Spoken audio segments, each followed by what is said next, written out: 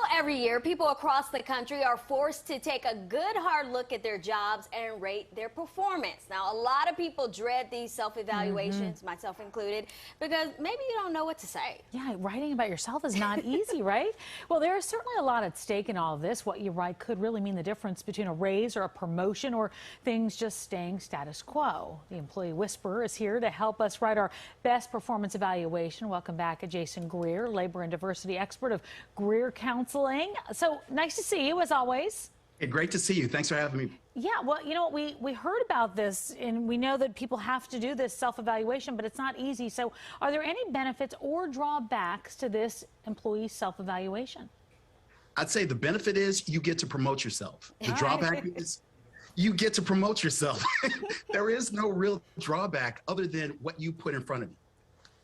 Now, I know a lot of things hang on these self-evaluations, but how do you organize, what you're going to write for something that happened a whole year ago? So, Wonderful, wonderful question. I'm going to take you into the mindset of a manager because I counsel managers every year, all day long.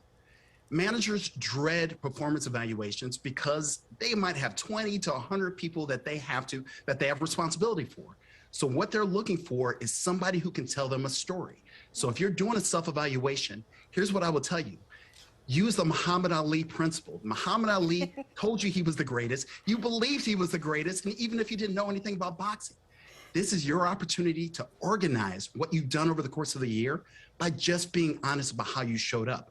Don't be humble, though, because this is your opportunity to let them know who you are. That is great advice. I love it. So let's talk about that. What are some ways you can actually advocate for yourself? Open your mouth. If you listen, organizations are so large these days. If you think that just by showing up every single day and doing your job, that in some way or another is catching the attention of the people above you, you are completely wrong. What I will tell you in terms of advocating for yourself is communicate, communicate, communicate to the point where your manager is like, enough, I know, you're a rock star, I get it. That means you're on his, her, or their radar. So you said don't be humble. So how do we overcome the humility bug? The best way to overcome the humility bug is just by, look, if you're anything like me, I suffer from it, and other people might suffer from this thing called the imposter syndrome, where we think in some form or fashion that people are seeing through us and they see all our weaknesses and all our vulnerabilities. The reality is people see who you choose to show up as. So if you want to get past the humble bug, just be honest with who you are. If you save the organization $5 million, take credit for it, because if you don't take credit for it, your manager is going to. This is your opportunity to just show up and show out. I know, it was funny, we were talking about this off camera, and I said, I don't know, maybe we write each other's evaluation, because I think you can see great things in somebody else, but it's not so easy to see it in yourself. So do you have advice for somebody who really is struggling to find goals for the new year in terms of writing something for themselves?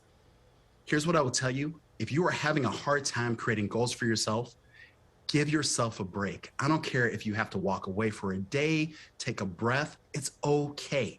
Don't read anything that's telling you you have to be the greatest. Don't read anything telling you you have to be this, be that. Just sit down and write a simple statement that says, I am. Come up with a list of everything that you think you bring to the organization, everything you think you are. And if you're really struggling to come up with something, go to somebody who knows you. Go to a coworker, go to another manager, go to a loved one. Because oftentimes when you lack faith in yourself, it's the faith that somebody else has in you that oftentimes will get you over that hurdle. I love that. And one of those true. drawbacks is that we wait till the last minute to try and get them done and think about everything we did over the year. But we dread them so much. And we're like, well, if we put it off, maybe it'll go away. Let's start keeping a daily list of things that you did. So by the end of the year, you have it all together. Well, thank you, Jason, so much for joining us. Hey, thanks for having me. You all are awesome. I appreciate it. Yeah, make everyone feel better about themselves. Good to have you back every week. We're the greatest. Good to see you, sir. Have a good weekend. Take care.